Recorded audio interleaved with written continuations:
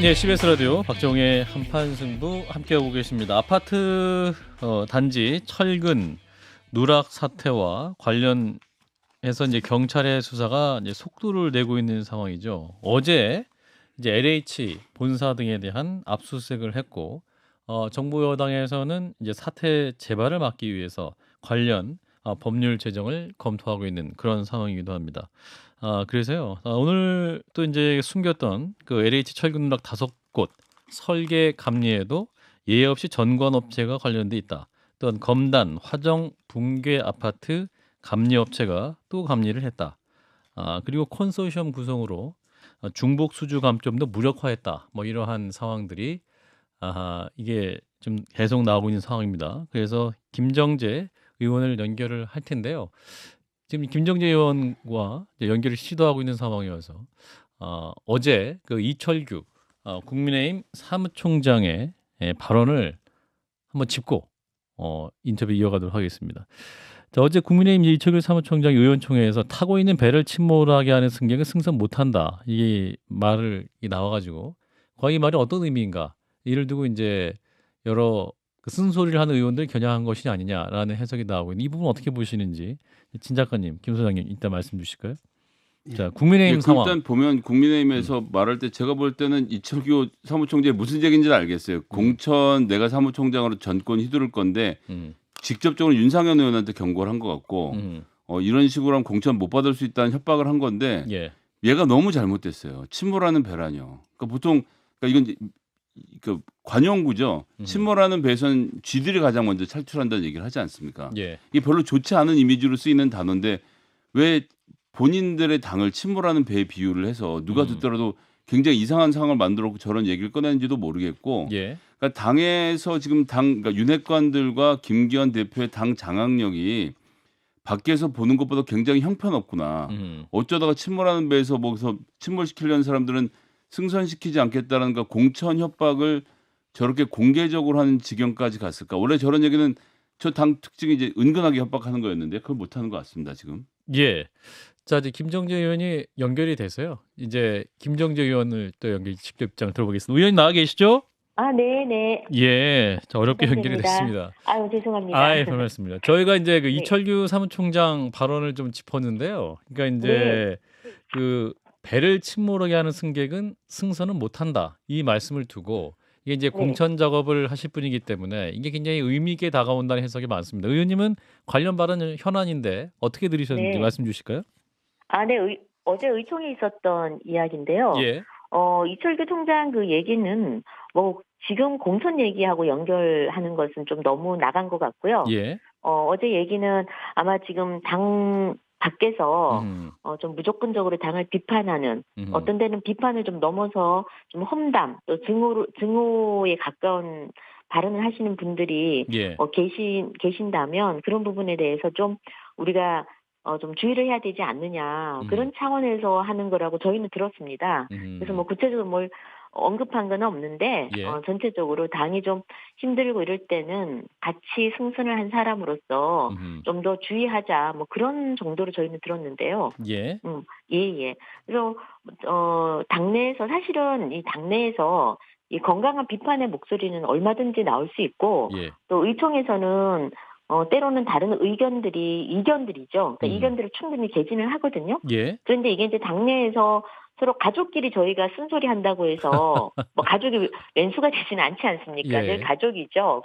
그렇듯이 얼마든지 생각을 달리하는 목소리 낼 수 있는데 이걸 뭐 당내에서는 아무 말 하지 않고 그냥 좀 약간 뭐 그냥 겉도는 식으로 하다가 언론이나 당 밖에서 계속 그렇게 하는 거에 대한 어떤 일들에 대해서 사무총장으로서 또 할 말을 좀 하지 않았나 싶은데요. 예. 네. 근데 이제 이걸 두고 유승민 전 의원이나 이준석 전 네. 대표, 윤상현 네. 의원 등을 지칭한 거다라는 해석도 나오고 있는데 또 네, 일각에서는 네. 또 유승민은 아니고 이준석은 같이 간다 이런 해석도 나오고 있어가지고 의원님은 이런 얘기는 어떻게 듣고 계세요?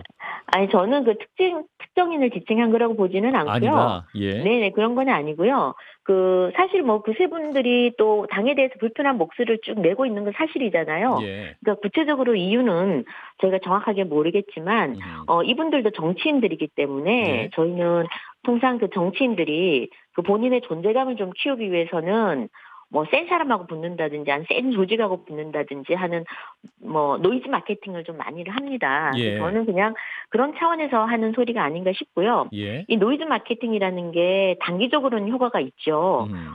자기를 인식시키는데도 좀 뭐 실효성이 있긴 한데 예. 장기적으로 보면 저는 득될 게 없다고 보고 또 우리 정당 같은 당 내에서는 예.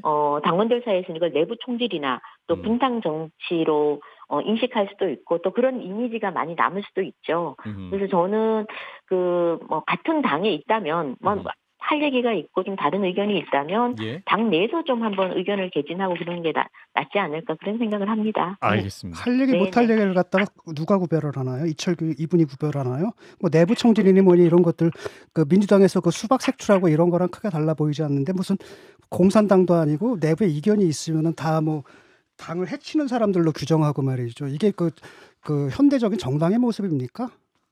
그런 거 저도 충분히 그 말씀에 동의를 하고요. 예. 얼마든지 뭐 다른 목소리 낼 수 있다고 봐요. 근데 이제 총장으로서 지나친 건 조금 삼가해 달라라는 그 의원들한테 부탁의 말이었던 것 같습니다. 근데 뭐 지금 방금 저기 우리 진 작가님. 진중권 작가님. 작가님 말씀하신 것처럼 저는 뭐 다양한 목소리 나올 수 있다고 보고요. 건강한 당이라면은 그런 목소리도 충분히 넘어설 수 있어야 된다고 봐요. 이분 네, 발언이 그래서- 말이죠. 제가 볼 때 협박으로 들리거든요. 공천 안 주겠다 뭐 이런 걸로. 근데 저희 거기 그 의원님들이 다들 앉아 계셨는데 예. 뭐 그렇게 끝나고 그런 얘기는 특별히 없었어요. 그래서 뭐 협박으로까지 저희는 들리지 않았습니다. 예. 크게 예. 그렇게 뭐 심각하게 얘기한 게 아니었기 때문에 그 당이 좀 나가는데 좀 하나로 나가자 그런 뭐 차원이었기 때문에 알겠습니다. 예. 자, 의원님 오신 게 이제 아파트 무장판 부실공사 진상 규명 및 국민안전 타스크포스 국민의힘 이제 네. TF 위원장을 맡고 계셔서 이제 오늘 이제 말씀을 나누려고 하는데 네. 지금 이제 아파트 철근 누락 사태에 국민들이 정말 이게 이런 일이 있을 수가 있는가 굉장히 좀 네. 놀라시고 분노하셨는데 네. 현재 어디까지 진상 규명이 이루어진 상태인가요? 지금 계속 진상 규명은 진행 중이고요. 예. 조사를 지금 진행해보면 해볼수록 이 LH가 정말 이거 도덕 불감증이구나. 그리고 썩을 대로 썩었구나. 예. 그런 생각을 많이 합니다. 예. 이번에 그 전단 보강 철근이라는 거거든요. 이 예. 기둥의 철근이 아니라 그 기둥을 좀 더 안전하게 지탱해주는 그 전단 보강이라는 그 윗부분의 철근이 누락이 된 거예요. 예. 그래서 이 직접적인 원인이 과연 정말 LH와 정관업체들이 결탁했는 건가라는 건 더 살펴봐야겠지만 예. 적어도 이 지금 건설업계에서 이 정관업체들에 대한 일감 몰아주기 또 그리고 부실공사에 대해서 그냥 눈 감아주는 거 이거는 분명히 존재하는 것이고요. 이런 그 패스비 낙습을 이번에 정말 뿌리 뽑지 않으면 진짜 저희 불안해서 못 사는 국민들이 불안해서 못 살게 되겠죠. 그래서 예. 이번 그 사태를 기점으로 해서 지금 적당히 넘어가서는 절대 안 된다고 봅니다. 그래서 완전히 정말 조직을 저도 말했지만 해체하는 수준으로까지 완전히 다시 재정비를 해야 되고 그러기 위해서는 이번에 좀 철저하게 조사를 좀 하고 이유를 총체적인 걸 다 한번 조사를 해본 다음에 원인을 좀 파악을 해야 될 것 같습니다. 이제 그런 점에서는 LH 뭐 이제 입장에서는 이제 감리를 하려면 감리 인원이 있어야 되는데 네. 기본적인 인원들이 부족하다 이런 얘기들도 나오던데 그런 부분에 대해서 그런 변명은 좀 어떻게 보셨습니까? 아니 한마디로 변명이죠. 얼마든지 제대로 할 수 있고요. 예. 그 부족하다 그러면은 당연히 원칙대로 해야 되는 것이고 지금 현장에는 이런 심지어는 감리가 그 이름으로만 감리가 있지 현장에 나가지도 않는다라는 게 대체로 현장의 목소리입니다. 예. 그래서 지금 감리가 가장 문제입니다. 그러니까 처음에 설계부터 시공 끝까지 감리가 그 붙어주면 제대로만 붙어주면은 이런 부실 시공을 얼마든지 막을 수 있는데 지금 뭐 다들 뉴스를 보셔서 아시겠지만 뭐 거의 수의 계약으로 일감도 몰아주고 예. 감리 회사에도 수의 계약으로 하고요. 그래서 이 지금 공정 불감증이라고 그러죠. 정말 이 공정이라는 게 완전히 사라진 것 같습니다. 그래서 이 거의 끼리끼리 문화의 카르텔이 완전히 형성이 됐고 LH 출신들끼리 뭐 자기들끼리 그 업체들 특히 감리 업체, 설계 업체 다 들어가서 자기들끼리 뭐 일감 따내고 이런 것들이 당연시된 것 같습니다.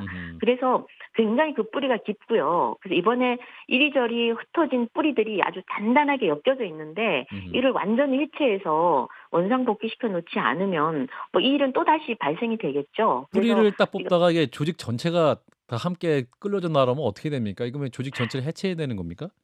아니 근데 뭐 항상 조직에 예. 모든 분들이 그런 건 아니니까요. 아하. 건강을 여기 또 나름대로 LH에는 전문 지식들이 또 축적이 된 게 있거든요. 예. 그러니까 그런 부분들과 그러니까 뭐 선과 악을 분명히 또 구별을 해야 되겠죠. 제가 이제 그래서 말씀드린 건 의원님이 해체 수준의 네. 구조조정을 통해서 윤석열 정부가 추구하는 공정과 상식의 기준에 맞추겠다 말씀하셨기 때문에 드렸는데 여기서 이제 네. 그 조직 슬림화나 구조조정의 방향은 뭡니까? 그러니까 이게 단순히 조직 슬림화를 뭐 의미하는 건 아니고요. 예. 또 이번에 이제 조사를 해보면 원인이 분명히 나올 겁니다. 그래서 이게 만약 어떤 특정 부분에서 비롯됐다면 핀셋 구조조정도 할 수 있겠지만 예. 광범위하게 이게 문제의 원인이 드러나면 전면적인 구조조정을 해야 되겠죠. 그 지금 전문가들도 뭐 여러 가지 의견을 내고 있습니다. 이 예. 부처를 좀 뭐 국토부로 돌려줄 걸 아니면 민간 전문가들한테 심사를 그 감리 회사 선정하는 심사를 맡긴다든지 여러 가지 지금 의견이 나오고 있는데요. 예. 이번에 한번 전체적으로 다 한번 조사를 해보고 결론이 나오면 저희들도 어떻게 조직을 좀 조정을 해야 될지 좀 건의를 저희 TF팀에서도 할 예정입니다. 일각에서 뭐 네.